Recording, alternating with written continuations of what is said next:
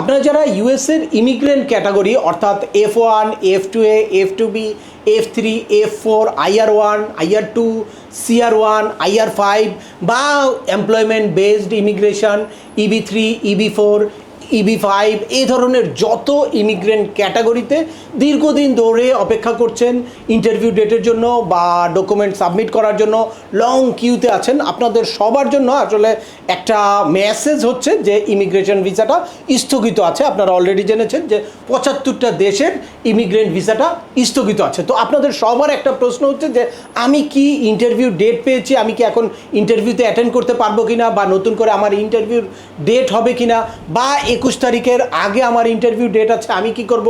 কেউ বলছে যে 21 তারিখের পরে আমার ইন্টারভিউ ডেট আছে, আমার কি হবে, আমি কি ইন্টারভিউতে যাব কিনা, আমার কি ভিসা ইস্যু হবে কিনা। তাদের সবার জন্য আজকে আমি ইউএসএর ট্রাভেল ডকের ওয়েবসাইট থেকে একদম লেটেস্ট ইনফরমেশন এবং স্টেট ডিপার্টমেন্টের ওয়েবসাইট সরাসরি শেয়ার করে আপনাদের এই বিভ্রান্তটা ক্লিয়ার করব, বা এই ধরনের যত প্রশ্ন আছে সব প্রশ্নের আনসার পাবেন আজকের এই ভিডিওতে।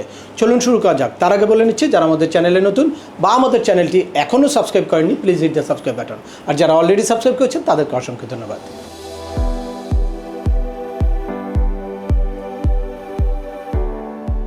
Welcome back. আপনাদের সাথে আছি আমি সিএম আমিনুল বাহার। আমাদের এই চ্যানেলে ইউএসএর ইমিগ্রেশন ভিসা প্রসেসিংয়ের একদম I-130 পিটিশন ফাইল করার থেকে শুরু করে ইন্টারভিউর প্রিপারেশন পর্যন্ত স্টেপ বাই স্টেপ বিভিন্ন ইনফরমেটিভ ভিডিও আছে। At the same time processing related বিভিন্ন আপডেটেড ইনফরমেশন আমরা প্রতিনিয়ত শেয়ার করে আপনাদের এই ইমিগ্রেশন জার্নিটাকে স্মুথ বা সহজ করার জন্য চেষ্টা করি। আপনারা যারা যেই টপিক্সে ইন্টারেস্টেড দয়া করে ওই রিলেটেড সকল ভিডিওগুলো দেখবেন। এরপর ছোটোখাটো প্রশ্ন থাকলে ভিডিও নিচে কমেন্টস করবেন। আর তারপরেও একান্ত কোনো ব্যক্তিগত পরামর্শ বা আমাদের কোনো সার্ভিস নিতে চাইলে ডিসক্রিপশানে থাকা হোয়াটসঅ্যাপ নাম্বারে অ্যাপয়েন্টমেন্ট বুক করে সরাসরি যোগাযোগ করতে পারেন। অ্যাট দ্য সেম টাইম আমাদেরকে ইমেল করতে পারেন বা আমাদের ফেসবুক, হোয়াটসঅ্যাপ বা ওয়েবসাইটগুলো ফলো করে সবসময় আমাদের সাথে যুক্ত থাকতে পারেন। এনিওয়ে চলে আসে আজকের মূল আলোচনায়। আজকের মূল আলোচনা হচ্ছে যে আপনারা আসলে ইন্টারভিউর অ্যাপয়েন্টমেন্ট পাবেন কিনা, বা ইন্টারভিউর শিডিউল কি ইউএস এমবাসি ঢাকা দিবে কিনা, বা ন্যাশনাল ভিসা সেন্টারে আপনার কেসটা আছে, ন্যাশনাল ভিসা সেন্টার আপনাদের কেসটা কি ঢাকায় পাঠাবে কিনা, বা আপনারা যারা অলরেডি ইন্টারভিউ ডেট পেয়েছেন তারা কি ইন্টারভিউতে যাবেন কিনা। প্রথমে আমি দেখব যে ইউএস এমবাসি ঢাকা রিসেন্টলি একটা পাবলিক নোটিশ দিয়েছে। এই নোটিশে কি বলেছে, অনেকেই বিভিন্নভাবে বলছে, কিন্তু আমি এক্স্যাক্টলি আমি নিজের থেকে একটা কথা না বলে আমি আপনাদেরকে রেফারেন্সটা দেই, আর তাহলে আপনারা একদম ক্লিয়ার ধারণা পাবেন যে আসলে আপনাদের এই মুহূর্তে কি করা উচিত বা কতটুকু অরিড হওয়া উচিত। এই যে আপনারা দেখতে পাচ্ছেন, আপনাদেরকে সরাসরি ইউএস ট্রাভেল ডকের ওয়েবসাইটে নিয়ে আসলাম, যেখানে সকল আপডেট ইনফরমেশনগুলো ইউএস এমবাসি দেয়। এখানে দেখেন একটা ইম্পর্টেন্ট নোটিশ তারা রিসেন্টলি দিয়েছে, immigrant visa processing update for nationalities at high risk of public benefits uses. অর্থাৎ পাবলিক বেনিফিট ইউজ করার হাই রিস্ক যেই সব ন্যাশনালিটি আছে তাদের জন্য একটা ইম্পর্টেন্ট ভিসা প্রসেসিং আপডেট দিয়েছে।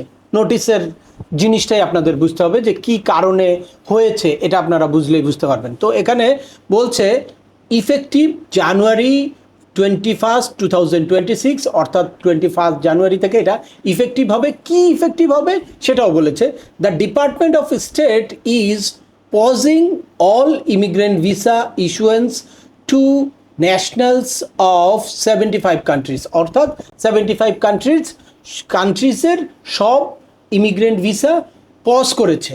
তারপরে কি, those immigrant have a high rate to collecting public assistance at the expense of US taxpayer. Immigrant visa applicant who are nationals of impacted country may submit visa application and attend interview। বলতেছে যে এই affected কান্ট্রির তারা visa application submit করতে পারবে এবং attend ইন্টারভিউতেও তারা attend করতে পারবে। And the department of state will continue to schedule applicant for appointment. মানে আপনাদেরকে কি করবে, ডিপার্টমেন্ট অফ স্টেট যেভাবে ইন্টারভিউর শিডিউল করে সেই ইন্টারভিউর শিডিউলটাও করবে। অর্থাৎ ন্যাশনাল ভিসা সেন্টার থেকে যখন একটা কেস ইউএস এমবাসি ঢাকাতে যায় বা বিভিন্ন কান্ট্রির কনজুলার সেকশনে যায়, তখন হচ্ছে ন্যাশনাল ভিসা সেন্টার তার মানে অ্যাপয়েন্টমেন্টটা শিডিউল করলো। তো এটাই বলছে যে স্টেট ডিপার্টমেন্ট আপনাদেরকে অ্যাপয়েন্টমেন্ট শিডিউলও করবে।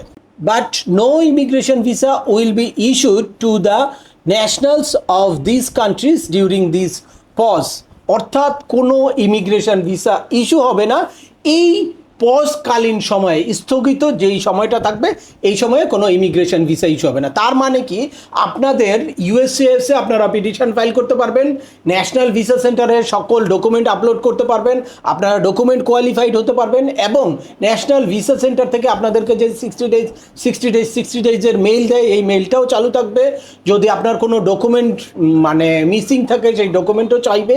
At the same time national visa centre আপনাকে ইন্টারভিউর শিডিউলও দিবে এবং আপনি ইন্টারভিউও দিবেন। আপনারা অনেকেই প্রশ্ন করছেন যে আমি কি ইন্টারভিউতে দিব না, আমার 21 তারিখে বা 21 তারিখের পরে আমার ইন্টারভিউ আছে, আমি কি ইন্টারভিউ দিব? অবশ্যই আপনারা সবাই ইন্টারভিউ দিবেন। ইন্টারভিউর জন্য যথাযথভাবে প্রিপেয়ার হয়ে এখন যেভাবে আপনাদের ইমিগ্রেশন ভিসার প্রসেসিংটা চলছে সব কিছুই চলবে। জাস্ট ফাইনাল স্টেজে গিয়ে ভিসার ডিসিশনটা ওয়েট করবে যে এই স্থগিত আদেশ যদি যখনই শেষ হবে তখন আপনাদের ভিসাটা ইস্যু হওয়া শুরু হবে। তার মানে আপনাদের মানে খুব বেশি হতাশ হওয়ার কারণ নেই। আর তার মানে এটাও বোঝা যাচ্ছে যে খুব অল্প সময়েই এই স্থগিতের সময়টা শেষ হয়ে যাবে। এখন চলুন আমরা ডিপার্টমেন্ট অফ স্টেটের ওয়েবসাইটে সরাসরি দেখি যে কি কারণে এই স্থগিত আদেশটা দিল বা এইটা কখন শেষ হতে পারে। এই সার্কুলারটা দেখলে আমরা বুঝতে পারবো। ইউএস ট্রাভেল ডকের এই নোটিসের নিচেই লেখা আছে যে more information is available hair, অর্থাৎ একটা লিঙ্ক দেওয়া আছে, সেই লিঙ্কে ক্লিক করলে আপনাকে সরাসরি স্টেট ডিপার্টমেন্টের সাইটে নিয়ে যাবে। এই যে আমরা travel.state.gov অর্থাৎ স্টেট ডিপার্টমেন্টের ওয়েবসাইটে সরাসরি চলে আসলাম, যেখানে এই সার্কুলারটা আছে। দেখেন আপনারা এখানে immigrant visa processing update for national at high risk of public benefit uses, অর্থাৎ এখানেও একই কথা বলেছে যে পাবলিক বেনিফিট ইউজের যেই সর্বোচ্চ ঝুঁকিপূর্ণ আছে সেই দেশগুলোর জন্য ইমিগ্রেশন ভিসাটা পজ আছে। ওকে, এটা লাস্ট আপডেট হয়েছে 14 জানুয়ারি 2026, বাট ইউএস এমবাসি ঢাকা বা ট্রাভেল ডকসে আসতে একটু সময় লেগেছে। এখানে দেখেন কি আছে, president Trump has made clear that immigrant must be financially self-sufficient and not be a financial burden to Americans. The Department of State is undergoing a full review of the policy, regulation and guidance to ensure that immigrants from these high-risk countries do not utilize welfare in the United States or become a public charge। অর্থাৎ এই state department কি করবে, যে ফুল review করবে total সিস্টেমটাকে এবং গাইডেন্সটাকে এরকমভাবে সাজাবে যে ইউএসএ নতুন করে ইমিগ্রেন্ট পিপল গিয়েই যাতে গভর্নমেন্ট বেনিফিটটা নিতে না পারে বা পাবলিক চার্জের অন্তর্ভুক্ত না হয়। তাহলে কি হয়, ইউএসএর যেই ট্যাক্স পেয়ার সিটিজেনগুলো আছে তাদের উপরে একটা এক্সট্রা বার্ডেন হয় বা এক্সট্রা চাপ পড়ে। তার মানে কি, এই জিনিসটাকে তারা মানে রিশাফেল করবে বা এই ভ্যাটিং সিস্টেমটাকে তারা ডেভেলপ করবে। তারা একটু দেখবে যে এই এরা কিভাবে সেলফ সাফিসিয়েন্ট হয় বা তাদের স্পন্সরের থেকে কিভাবে এই ইনফরমেশনটা কালেক্ট করা যায় বা এই লায়াবিলিটিসটা তাদের স্পন্সরকে কিভাবে দেওয়া যায়। যখনই তারা এই জিনিসটা মানে ফিক্স আপ করতে পারবে তখনই এই স্থগিত আদেশটা উইথড্র হয়ে যাবে এবং ইমিগ্রেশন ভিসার কার্যক্রম আবার চালু হবে বা ইমিগ্রেশন ভিসা দেওয়া শুরু হবে। এখন এরপর আছে ইফেক্টিভ জানুয়ারি 21, 2006, এটা জেনেছেন। আর কোন কোন কান্ট্রিগুলা, এই 75 কান্ট্রিগুলার একটা লিস্ট আছে।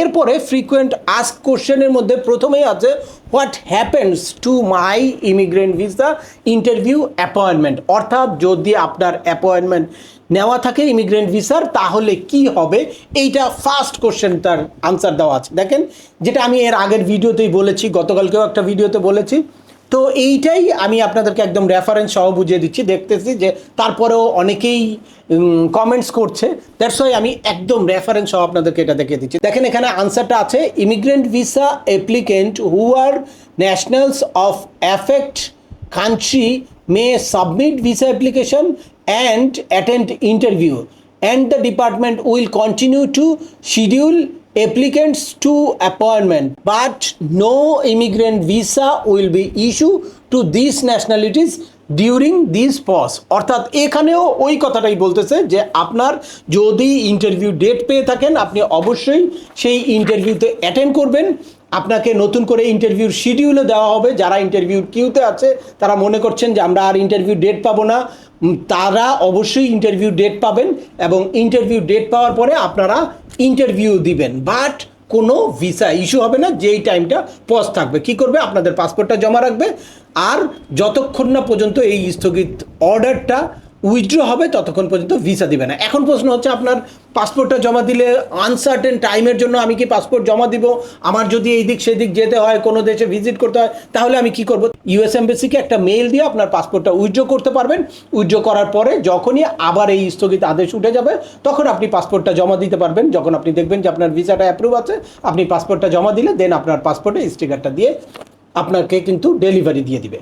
তাহলে আপনারা যারা আসলে এই ইন্টারভিউর শিডিউল নিয়ে বা ইন্টারভিউ ডেট আছে আপনারা কি অ্যাটেন্ড করবেন কিনা বা নতুন করে ইন্টারভিউ ডেট পাবেন কিনা এই ব্যাপারে কনফিউজ ছিলেন, আশা করি এই ভিডিওর পরে এই সংক্রান্ত কোনো রকম কোনো কনফিউশন আপনার থাকবে না। তারপরেও আপনাদের যদি এই সংক্রান্ত কোনো রকম কোনো প্রশ্ন থাকে অবশ্যই আমাকে কমেন্টস করে জানাবেন। আর ভিডিওটি ভালো লাগলে বা তথ্যবহুল মনে হলে লাইক দিয়ে আপনার বন্ধুদের মাঝে শেয়ার করে দিবেন যাদের এই ইনফরমেশনগুলো অত্যন্ত প্রয়োজন। আবার দেখা হবে নতুন কোনো গুরুত্বপূর্ণ টপিকস নিয়ে। সে পর্যন্ত সবাই ভালো থাকবেন, সুস্থ থাকবেন এবং আমাদের চ্যানেলের সাথেই থাকবেন।